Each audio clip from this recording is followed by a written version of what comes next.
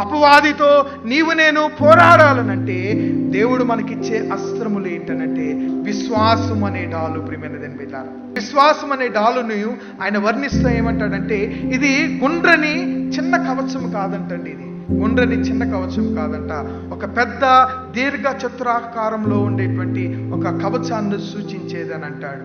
దీని ద్వారా ఒక సైనికుడు శత్రువుల దగ్గర నుండి వచ్చే మండుచున్న బాణములను రక్షించటానికి ఉపయోగపడేదంట.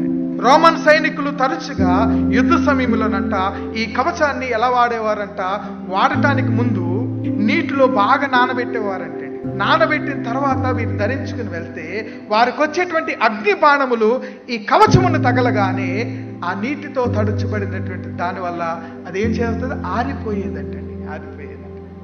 క్రైస్తవ దృక్పథంలో ప్రభు పౌలు ద్వారా ఏమని వర్ణిస్తున్నాడంటే మన కవచము అది విశ్వాసపు డాలుగా ఉండాలంటే ప్రభు అంటున్నాడు కదా, ఇహలోక సంబంధమైన వాటన్నిటినీ పక్కన పెట్టి, రోమిలకు రాసిన పత్రిక 10వ అధ్యాయము 17వ వచనంలో అంటాడు, కాగా వినుట వలన విశ్వాసము కలుగును, వినుట క్రీస్తును కూర్చిన మాట వలన కలుగునంటాడు.